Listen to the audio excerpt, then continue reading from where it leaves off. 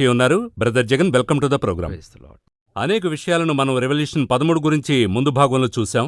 ఈ భాగంలో మనం వచ్చి రెవల్యూషన్ 13:6 నుంచి ఆరంభిస్తాం. ఎందుకంటే మనం చివరి ఎపిసోడ్లో 1 నుంచి 5 వరకు ముగించాం. అయితే సాధారణంగా రెవల్యూషన్ 13 వచ్చి ఒక బిలీవర్కి అందరికీ డిసిపుల్ అందరికీ ఉన్న డిఫరెన్సియేషన్ చేస్తున్నాం. Believer, disciple. ఇది ఎందుకు ముఖ్యంగా తెలియాలి అన్నది నేను తిరిగి ప్రశ్నిస్తున్నాను. ఒక బిలీవర్కి ఇప్పుడు మనము చెప్పేటువంటి పాఠము ఎంతో ఉపయోగం. వారు దాన్ని అధికంగా చదవటానికి ఎంతో ఉపయోగపడుతుంది. డిసైపుల్కి వచ్చి దీని తర్వాత రేంజ్కి వెళ్ళాలి. డైమెన్షన్ తను ఇందులో నుండి రెవల్యూషన్ పొందుకోవాలి. మనమొక విధంగా పిల్లలకి చెప్పినట్టుగానే విశ్వాసులకు చెప్తున్నాం.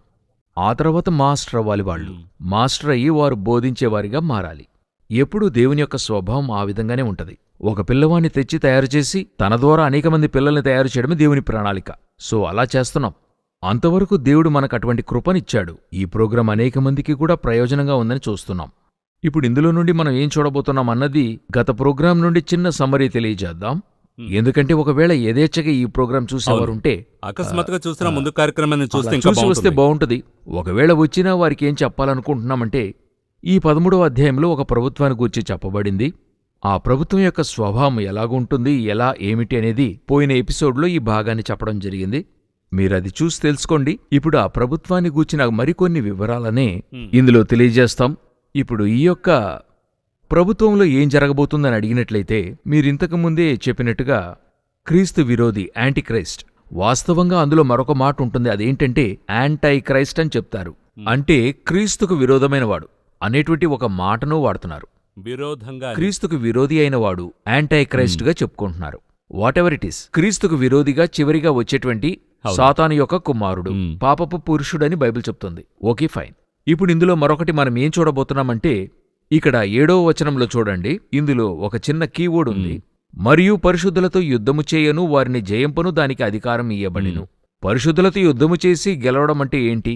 ఈ ఒక మాటను పెట్టుకుని అనేకులు చెప్పేటువంటి వివరణ ఏంటంటే, చర్చ్ ఉపద్రవ కాలంలోనికి వెళ్తోంది. ఎందుకంటే అప్పుడే పరిశుద్ధులు ఉన్నారు కదా, వారు దాన్ని జయించాలంటే చర్చ్ ఈ యాంటీక్రైస్ట్ పీరియడ్లో ఉండాలి. అయితే జనరల్గా బైబిల్ ప్రకారం చర్చ్ యొక్క పీరియడ్ ముగిసేప్పుడే యాంటీక్రైస్ట్ గవర్నమెంట్ యొక్క తీవ్రత బయటపడుతుంది. అలాగున్నప్పుడు చర్చ్ యాంటీక్రైస్ట్ పీరియడ్ చూడదు, దేవుడు కొనిపోతాడు. విడవబడినవారు చూస్తారు, అది వేరే విషయం. అప్పుడు ఇక్కడ చెప్పబడినటువంటి పరిశుద్ధులన్నవారు ఎవరు అని చెప్పి అడిగినట్లయితే, పాత నిబంధనలో కూడా యేసును అంగీకరించడానికి ముందు కూడా ధర్మశాస్త్రాన్ని అనుసరించిన వారిని కూడా పరిశుద్ధులని బైబిల్ చెప్తుంది. అది పాత నిబంధన పరిశుద్ధులు అని మనం చెప్తాము. అదేవిధంగానే ఈ ఉపద్రవ కాలంలో 7 సంవత్సరాల్లో ఈ ధర్మశాస్త్ర ప్రకారం కొంతమంది ఉంటారు. వారు యూదులు, ఇశ్రాయేలీలు ఉంటారు. వారు ఉపద్రవాన్ని ఎదుర్కొంటారు. వారు నీతిగా ఉంటారు ధర్మశాస్త్రానికి, మన ఈ బైబిల్కి కాదు. వారి యొక్క తోరాకి విశ్వసనీయంగా ఉంటారు.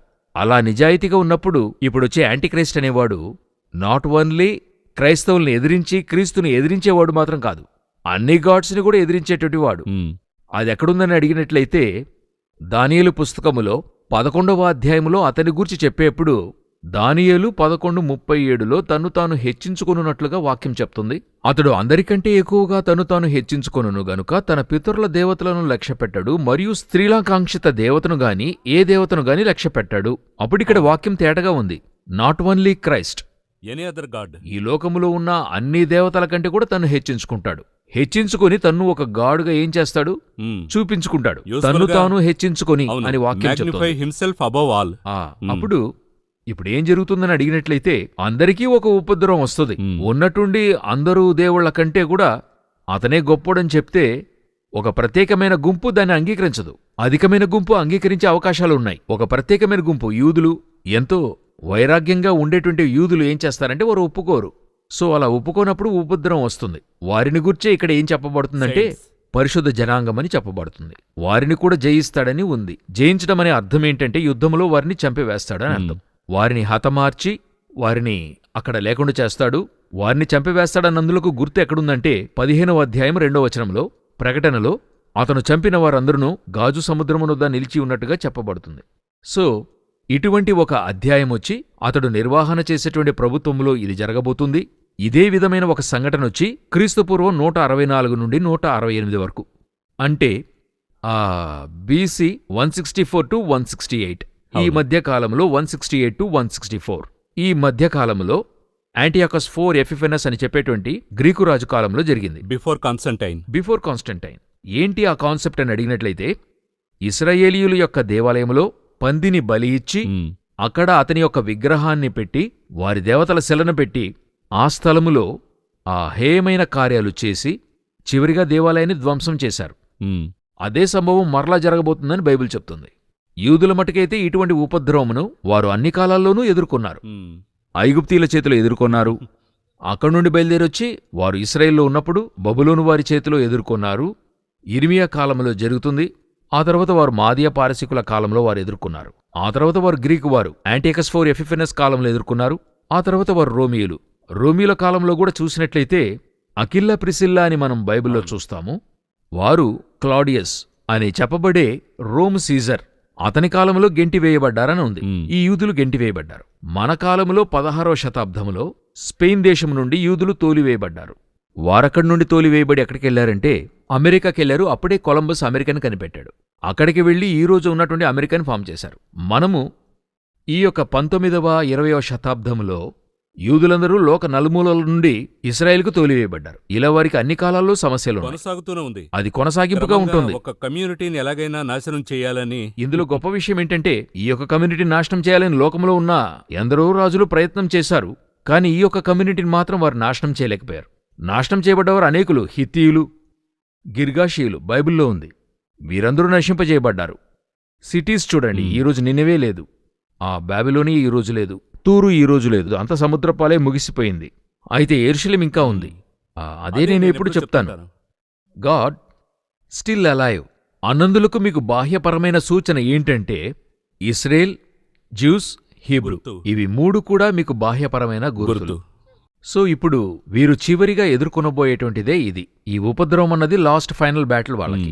వీరు తోలివేయబడి భయంకరంగా యుద్ధాన్ని ఎదుర్కొనేప్పుడు ఈ 3.5 సంవత్సరాల తర్వాతే యేసు బహిరంగంగా వచ్చి ఒక 1000 ఏండ్ల పరిపాలన ఫామ్ చేస్తారు. అదే వాళ్ళకి ఇవ్వబడిన లేక చెప్పబడిన ఒక విషయం. సో ఇవన్నీ కూడా వచ్చి ఆ 3.5 సంవత్సరాలు జరిగేటువంటి విషయం అక్కడ చెప్పబడింది. ఈ సమయంలో వారికి సహాయం చేసేటువంటి మరొక మృగము లేచి వస్తుందని ఉంటుంది. ఇప్పుడు సెకండ్ చాప్టర్, రెండవ దాని గురించి 11వ అధ్యాయంలో ఉంటుంది. Second beast. ఇందులో ఒక ఆసక్తికరమైన విషయాన్ని మనం చూడగలము. ఇప్పుడు ఈ యొక్క మృగాన్ని చూడండి. 13:1 మీరు చదివేప్పుడు risen up from the sea అని ఉండింది. అలాగనే ఉంది కదండి. ఇది చూడండి, ఎర్త్ అని ఉంటుంది. అవునా? ఈ రెండిటికి ఏంటి వ్యత్యాసం అని మీరు చూసినట్లయితే ఆదికాండానికి వెళ్ళాలి.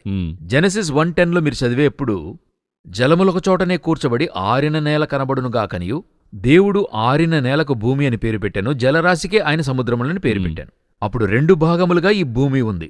ఒకటి ల్యాండ్, మరొకటి వాటర్. ఇప్పుడు దీని యొక్క పర్సంటేజ్ మారిపోయింది.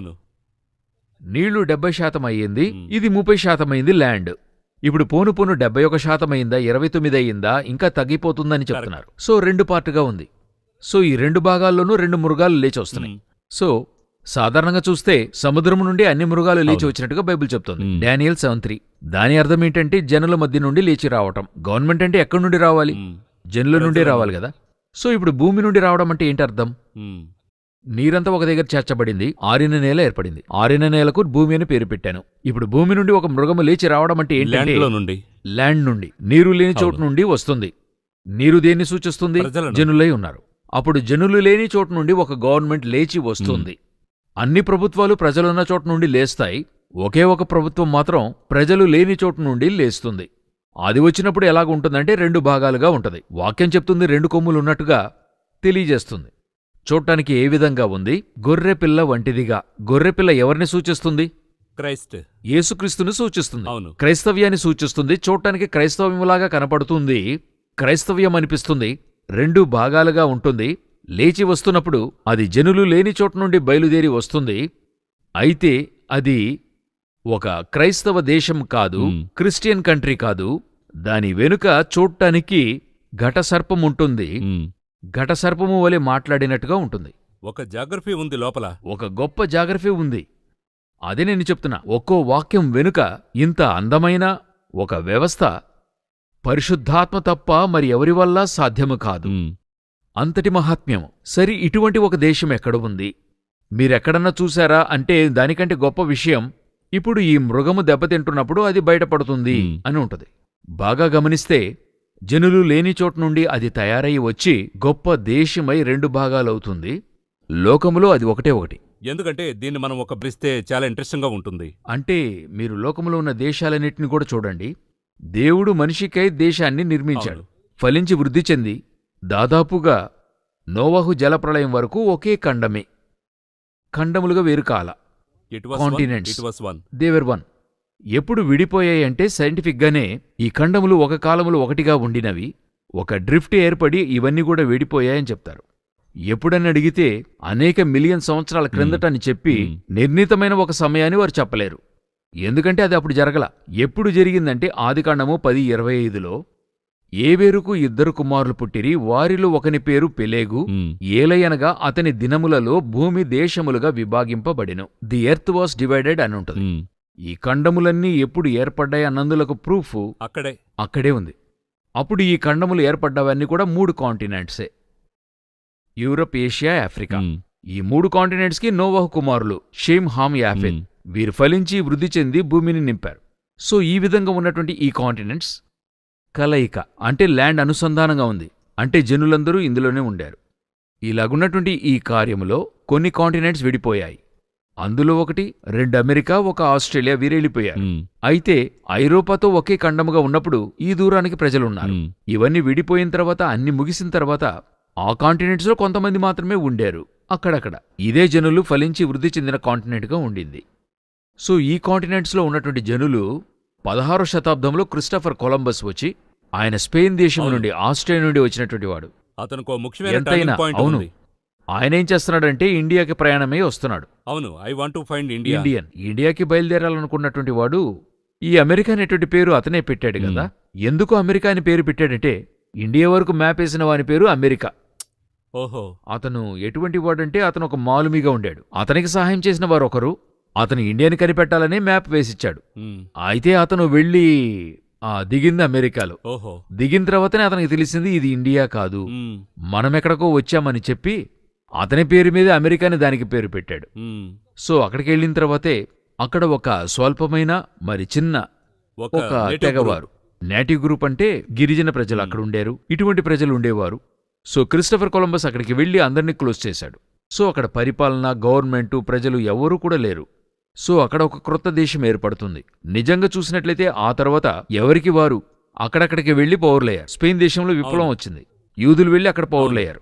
ఆ తర్వాత ఐరోపా దేశంలో ఉన్న వారందరూ అక్కడికి వెళ్ళగా ఇవన్నీ ఏర్పడ్డాయి. సో అటు తర్వాత 1789లోనే ఫస్ట్ జనాధిపతి ఫామ్ అవుతున్నాడు. అప్పుడు అమెరికా 2 భాగాలై ఉన్నాయి.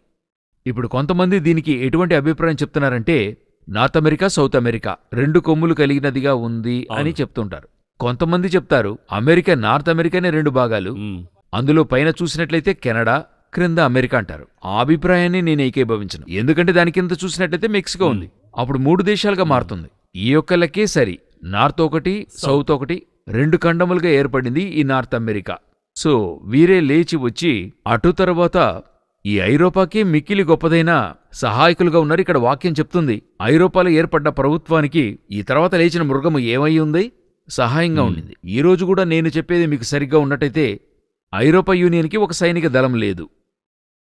ఐరోపా యూనియన్కి సైనిక బలంగా ఉన్నది ఎవరంటే అమెరికానే. అందుకు వారు అమెరికాకి ఏదో ఒక అమౌంట్ ఇస్తున్నారు. అమెరికా వారికి సైనిక బలంగా ఉంది. ఇంతకీ ఐరోపా యూనియన్లో జర్మనీ, ఫ్రాన్స్, ఇటలీ వీరి 3 దగ్గర సైనిక దళాలున్నాయి. అయితే ఈ విధంగా బలమైన సైనిక దళం కాదు. యూకే సెపరేట్ సైన్యం, వారింకా ఐరోపా యూనియన్లోకి రాలా.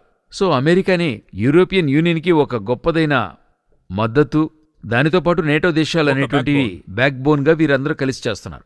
సో తర్వాత ఏర్పడినటువంటి ఈ 2 దేశాలను 2 కొమ్ములున్న ఒక మృగం, ఏది నీరు లేని చోట ఆరిన నేలపై ఏర్పడిన దేశం ఏదంటే తర్వాత వచ్చిన అమెరికా అనేటువంటిదే ఇందులో చెప్పబడింది. ఆ తర్వాత అమెరికా చేసేటువంటి విషయాలన్నీ కూడా ఈ రూపంలో చూస్తే వెనుక జరిగే విషయాలన్నీ కూడా వరుసగా చెప్పబడుతూ వస్తాయి. అంటే ఇది ఎలాగా యూరోప్కి హెల్ప్ చేసింది, యూరోప్ స్ట్రాంగ్ అవడానికి వీరేం చేశారు, యూరోప్లో వచ్చి ఒక రిలీజియస్ ఫ్రీడమ్ రావడానికి వీరేం చేశారు, అటు తర్వాత ఆ యూరోప్ని వచ్చి వీరు మ్యాక్సిమం ఏ స్థాయికి బ్యాక్బోన్గా ఉండి సపోర్ట్ చేస్తున్నారు, ఇవన్నీ కూడా ఇందులో ఉన్నాయి. అంతకంటే గొప్ప విషయం అమెరికా యొక్క అతి ముఖ్యమైన టెక్నాలజీ డెవలప్మెంట్స్ మనం చెప్పుకునేవి. ఇవన్నీ కూడా మీరు చూస్తూ ఉన్నట్లయితే తేటగా అందులో ఇవ్వబడి ఉంటాయి. ఈ రెవల్యూషన్ 13లో జాగ్రఫీ మాత్రమే కాదు, హిస్టరీ, ఫ్యూచర్ కూడా మాత్రమే కాదు, టెక్నాలజీ కూడా ఉంది. ఇప్పుడు ఈ 15th మరియు 16th వర్స్ని మనం ఎలా అర్థం చేసుకోవాలి? ఇప్పుడు మనం 15వ వచనాన్ని తీసుకున్నట్టయితే ఈ రోజున వారు చెప్పే విషయం ఏంటంటే, ఇది ఒక technology world, scientifically we're more developed, మేము మార్స్ వరకును అన్నిటినీ పంపి చూశాము. స్పిరిచువాలిటీకి వారు అది పెట్టుకుని స్పిరిచువాలిటీ ఏమీ లేదంటారు. ఈ స్పిరిచువాలిటీ, ఈ టెక్నాలజీ ఒకటిగా ఉన్న వాక్యమే 15. ఓహో, ఎలా ఇక్కడ మీట్ అవుతుంది? ఇక్కడే మీట్ అవుతున్నాయి. ఎలాగంటే అక్కడ 2 ఎక్స్ప్లెనేషన్స్ ఉన్నాయి చూడండి. ఈ స్థలంలో 15వ వచనం చెప్తుంది, మరియు ఆ మృగము యొక్క ప్రతిమకు మాటలాడునట్లును, ఆ మృగము యొక్క ప్రతిమకు నమస్కారము చేయని వారిని హతము చేయునట్లును, ఆ మృగము యొక్క ప్రతిమకు ప్రాణమిచ్చుటకై దానికి అధికారం ఇవ్వబడెను.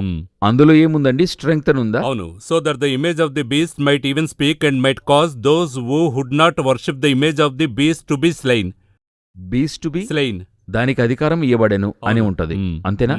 టెక్నాలజీ పరంగా చూసినట్లయితే ఈనాటికి మనము ఉపయోగించే లేక టాప్ మోస్ట్ పొజిషన్లో ఉండేటువంటి చదువు రోబోటిక్స్. ఈ రోజు వరల్డ్ వైడ్ గా ఉంది. అదే ఇప్పుడు డిమాండ్. ఈ రోబోటిక్స్ గూర్చిన విషయమే ఇక్కడ ఉంది.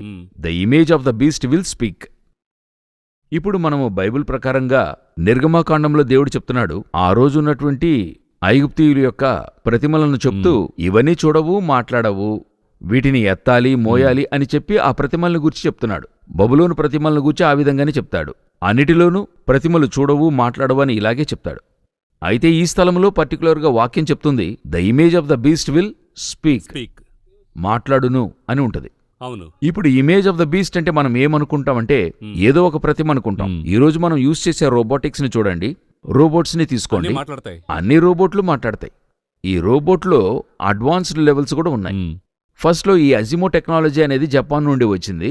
ఈ అజిమో టెక్నాలజీ మనకొచ్చి మొట్టమొదటిగా రోబోట్స్ ని మాట్లాడించే ఒక మనిషి యొక్క సిలికాన్ తోలు వేసి మనిషిగా కనపడే ఒక రోబోట్ని తెచ్చారు. ఇప్పుడు అజిమో టెక్నాలజీ తర్వాత మోర్ అడ్వాన్స్డ్ టెక్నాలజీస్ వచ్చాయి. ఇప్పుడు మనం ఎంతవరకు వచ్చామంటే బయోనిక్ మ్యాన్ వరకు వచ్చాం. బయోనిక్ మ్యాన్ అంటే కృత్రిమ మనిషి, రోబోటిక్ అంటే యాంత్రిక మనిషి. యాంత్రిక మనిషికి కృత్రిమ మనిషికి వ్యత్యాసం ఉంది. యాంత్రిక మనిషి అంటే ఫుల్గా లోపల మిషన్. కృత్రిమ మనిషి అంటే మీ చేతికి బదులుగా కృత్రిమ చేతిని పెడుతున్నాం.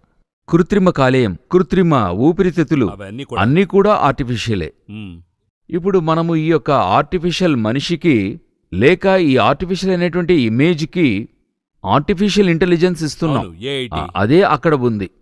అదేం చెప్తుంది? ప్రతిమకు నమస్కారము చేయని వారిని హతము చేయునట్లును, ప్రాణమిచ్చుటకై దానికి అధికారము ఇయ్యబడింది. ఇప్పుడు ఈరోజు ప్రతిమ మాట్లాడుతుంది. ఒక కాలంలో రోబోట్ మాట్లాడటం ఆశ్చర్యంగా మనం చెప్పుకున్నాం కదా. రోబోట్ మాట్లాడటం ప్రోగ్రామ్, ఒక ప్రోగ్రామ్ చేసి ఉంచి. అయితే ఈ రోజు రోబోట్ ప్రోగ్రామ్ మాత్రము కాదు, ఈ ప్రోగ్రామ్ యొక్క అడ్వాన్స్ ఏంటంటే ఏఐ టెక్నాలజీ.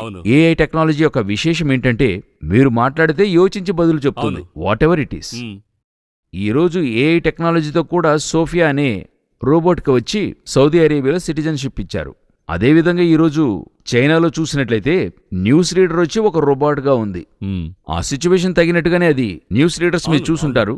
వారు ఆ కార్యాన్ని చదివేటప్పుడు రియల్ హ్యూమన్ బీయింగ్ లాగా ఉంటుంది. అవును, రోబోట్ కాదు.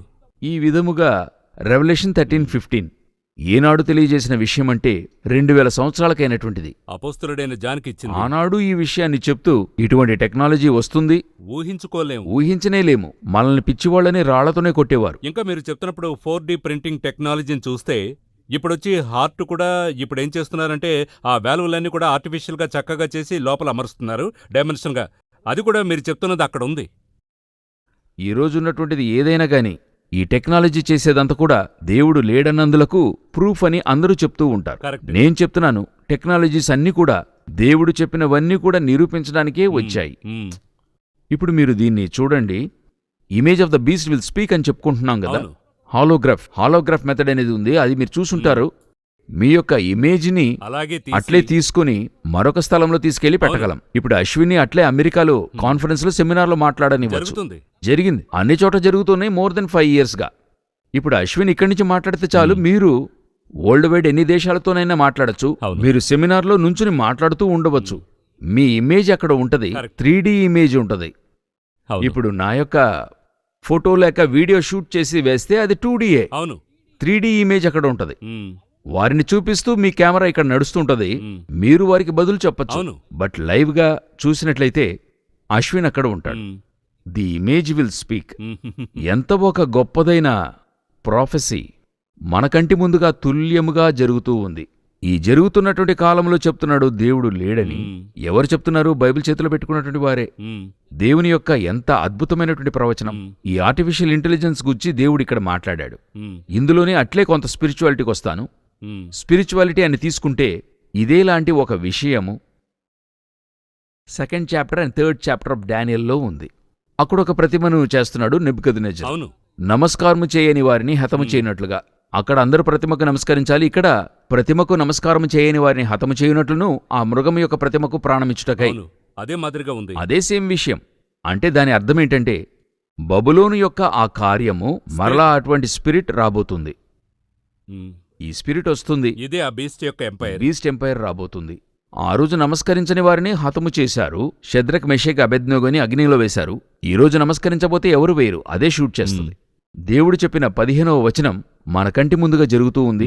ఈ టెక్నాలజీ గురించే చెప్పబడింది. ఇంకా ఒకే టెక్నాలజీ ఆ 16, 17, 18 వచనంలో చెప్పబడింది. ఎకానమీ కంట్రోల్ చేసేటువంటిది. అవును. డిజిటల్ టెక్నాలజీ అని మనమందరము కూడా చెప్పుకుంటున్నాం.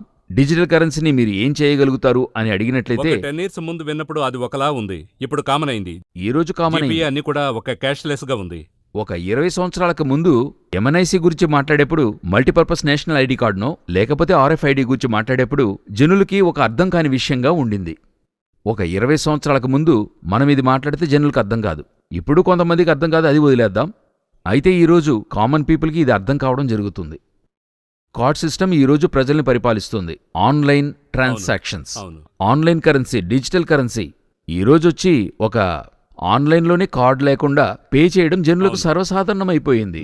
ఒక చిన్న షాప్కి, ఒక బడ్డీ కొట్టుకి మీరు వెళ్లి చూసినట్లయితే అక్కడికి వెళ్లి చూస్తే కూడా ఒక డిజిటల్ కరెన్సీకైనా తప్పనిసరి అయింది. అవును, ఒక QR కోడ్ ఏదో ఒకటి అక్కడ ఉంటది. అయితే ఇవన్నీ కూడా 2000 సంవత్సరాల ముందు బైబిల్లో ఉన్నాయి. అప్పుడే ఈ టెక్నాలజీ గురించి అక్కడ చెప్పబడింది. చెప్పబడింది. ఇవి లేక క్రయ విక్రయములు చేయుటకు కుదరకుండునట్లును. ఇప్పుడు యోచించండి. ఇప్పుడే ఆ COVID-19 మనం క్రాస్ చేసి వచ్చాము. దీనికంటే ఒక మోసమైన వేరియంట్ రాబోతుంది. ఆ వేరియంట్ చేత టోటల్ వరల్డ్ ఎఫెక్ట్ అవుతున్నప్పుడు ఎవరూ రావద్దు, క్వారంటైన్, ఇంట్లోనే ఉండండి అని చెప్పేప్పుడు షాపులో వస్తువులున్నాయి. ఇప్పుడు మీరు ఇంట్లోనే ఉండండి, బయటికి రావద్దు. అట్ ది సేమ్ టైం ఒక న్యూక్లియర్ వార్ వస్తుంది, బయటికి రావద్దు. ఒక సోలార్ సునామీ వస్తుంది, మీరు బయటికి రావద్దు. ఒక క్లైమేటిక్ చేంజ్, ఈరోజు మీకు 140 డిగ్రీల ఫారెన్హీట్ ఇలాగున్నప్పుడు మీరు బయటికి రావద్దు అని ఏదో ఒకటి చెప్తున్నారు. అప్పుడు మీరు బయటికి రారు. అంతమంది కూడా ఇంట్లోనే ఉండాలనేటువంటి ఒక సిచ్యువేషన్ వచ్చినప్పుడు ఎలా మీరు వస్తువులు కొంటారు? అన్నీ కూడా మీకు ఆన్లైన్ ట్రాన్సాక్షనే. ఇటువంటి పరిచయం అందిస్తున్నారు. ఎడ్యుకేషన్ ఆన్లైన్లో వచ్చింది. వర్క్ ఫ్రమ్ హోమ్కి వచ్చేసాం. మన యొక్క వస్తువులకైన పేమెంట్ అంతా ఆన్లైన్లో జరుగుతుంది. మీరు ఇంట్లో నుండి బయటికి వెళ్లకుండా ఇంట్లో నుండి మీరు అన్ని చేయగలుగుతున్నారని టెస్ట్ చేస్తున్నారు. అది ఇప్పుడు టెక్నాలజీ, OTT అన్నీ కూడా అంతా కూడా ఇంట్లోనే. మీ ఎంటర్టైన్మెంట్ ఇంట్లో ఉంది, మీ ఆఫీస్ ఇంట్లో ఉంది, మీ స్కూల్ ఇంట్లో ఉంది. ఇప్పుడు అలాగే ఉంది కదా. లోకములో ప్రతిదీ ఇంట్లోనే ఉంది. ఇప్పుడు వేటికై షాపింగ్కి వెళ్తారో, ఒక కాలంలో ఎంటర్టైన్మెంట్కి బీచ్కి, పార్క్కి వెళ్తారు. థియేటర్స్, డ్రామాకి మీరు వెళ్తారు. ఈ రోజు మీరు వెళ్ళక్కర్లా, అంతా ఒక బాక్స్లోనే ముగిసిపోతుంది. తర్వాత అది కూడా స్మార్ట్ టీవీ అయింది. అవును. తర్వాత మీరు బయటికి ఎందుకు వెళ్తారు? మీరు చదువు కోసం వెళ్తారు. ఆన్లైన్ ఎడ్యుకేషన్ ఇంట్లో పెట్టేశాడు. తర్వాత ఎందుకు వెళ్తారు? వర్క్ కోసం ఖచ్చితంగా ఎవరైనా గానీ బయటికి వెళ్తాం, బ్యాంకే వచ్చింది.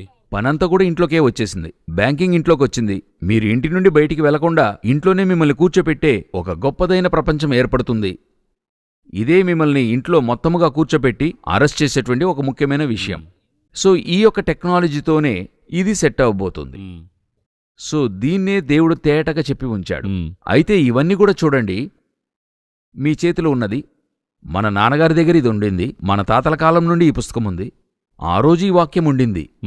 1940 అనుకోండి, ఇండియాకి స్వతంత్రం వచ్చేప్పుడే ఈ వాక్యం ఉండింది. ఆ రోజు ఇన్ని విషయాలు చెప్తే ఎవరన్నా అంగీకరిస్తారా? తప్పకుండా అంగీకరించరు. Within a span of 50 years అన్నీ కూడా మన కంటికి ముందు జరిగాయి. ఇప్పుడు మనం చెప్పేది అర్థమవుతుంది, ఒక విధంగా అర్థమవుతుంది. అర్థం చేసుకునేంతగా ఉంది వచ్చింది టెక్నాలజీ. అయితే దీనికి ముందే పరిశుద్ధులు ఇలాగంతా జరుగుతుందని చెప్తూనే వచ్చారు. మొదట యోహాన్ రాసి ఉంచాడు. ఈరోజు మన కంటికి ముందుగా అన్నీ కూడా జరుగుతున్నాయి. ఇక కాలము చెల్లదు. రెవల్యూషన్ 13లో ఇన్ని విషయాలు ఉన్నాయి. ఇంకా చెప్పాలంటే టెక్నాలజీ, హిస్టరీ, సివిక్స్, జాగ్రఫీ అన్నీ కలిసి ఒక ప్యాకేజీగా ఉన్నాయి. ఇందులో వచ్చి అన్నిటినీ చూశాం. ఇంకా మీరు ముఖ్యంగా చెప్పింది, మనం ఎందుకు ఇవన్నీ చెప్తున్నామంటే మనం అలర్ట్గా ఉండాలని చెప్తున్నాం. ఎందుకంటే ఇప్పుడు తెలియదు అని మనం చెప్పలేం. ఎందుకంటే దేవుడు మనల్ని ఈ కార్యక్రమం ద్వారా ఉపయోగించుకొని చాలా విషయాలు తెలియజేశాడు. ఎందుకంటే దేవుడు అన్నీ వివరిస్తాడు అని మీరు చెప్పారు. చివరిగా అడిగే ప్రశ్న ఏంటంటే, ఈ 13వ చాప్టర్ ఎంత ప్రాముఖ్యమని మీరింతకుముందు అనేకసార్లు చెప్పారు. ఈ 13 చాప్టర్ ఒక టర్నింగ్ పాయింట్గా, ఒక స్పిరిచువల్ గ్రోత్కి ఒక టర్నింగ్ పాయింట్గా ఉంటుందని చెప్పగలమా అనే పాయింట్తో ముగించాలనుకుంటున్నాను. స్పిరిచువల్ గ్రోత్కి అన్ని వాక్యములు ఒక టర్నింగ్ పాయింట్. మనం దేన్ని కూడా స్పిరిచువల్గా ధ్యానించొచ్చు. ఈ 13వ అధ్యాయం నాకెందుకు ఇంత ప్రాముఖ్యం అని నేను అనుకుంటున్నానంటే, ఎందుకంటే అది క్రాస్ చేస్తున్న ఈ ఓల్డ్ వచ్చి అందులో ఉన్నటువంటి విషయాలను కొంచెం కొంచెం రివీల్ చేస్తూ వస్తుంది. ఓల్డ్ ఆ విషయాన్ని క్రాస్ చేస్తుంది. మన కంటికి ముందు ఈ 13వ అధ్యాయంలో ఉన్నవన్నీ జరగనారంభించాయి. ఆ ప్రాఫెసీ జరుగుతోంది. సో దీన్ని మనం జనులకు లైవ్గా తెలియజేయడం అనేది యూస్ఫుల్గా ఉంది. దాన్ని జనులు మరి ఆస్వాదించుకుంటున్నారు. నేను ఆ పాత నిబంధనలో నెహెమియా గోడలు కట్టించాడని బైబిల్లో ఉంది. అది నిజము, ఎటువంటి భేదాభిప్రాయం లేదు. కానీ ప్రజలు దాన్ని ఏ విధంగా తీసుకోలేరు, దానిని గ్రహించడం కుదరదు. ఎందుకంటే ముందుగా జరిగిన విషయం వారి కంటికి ముందుగా లేదు. అయితే ఇప్పుడు జరుగుతున్న విషయం వారి కంటికి ముందుగా జరిగేది చూపిస్తున్నప్పుడు వారు దానితో ఏమి కాగలరు? ఒకటిగా కనెక్ట్ కాగలరు. సో ఆ యొక్క స్థలములో 13వ అధ్యాయం విశేషమైంది. ఎందుకంటే మన కాలములో మన కంటికి ముందుగా జరుగుతుంది కాబట్టి. మిగతావన్నీ ముందుగా జరిగాయి, కొన్ని ఇక జరగబోతాయి. ఇదే మన కంటికి ముందుగా జరుగుతుంది. ధన్యవాదాలు బ్రదర్ జగన్. అనేక విషయాలు మాట్లాడాం. ముఖ్యంగా అనేక మందికి ఇది ప్రయోజనకరంగా ఉంటుంది. ఈ కార్యక్రమానికి మీరు వచ్చినందుకు ధన్యవాదాలు. నెక్స్ట్ ప్రోగ్రాంలో మనం చాప్టర్ 13లో చివరిగా మాట్లాడబోయే 666 గురించి అనేక విషయాలు మాట్లాడుకుందాం. అప్పుడు కలుద్దాం.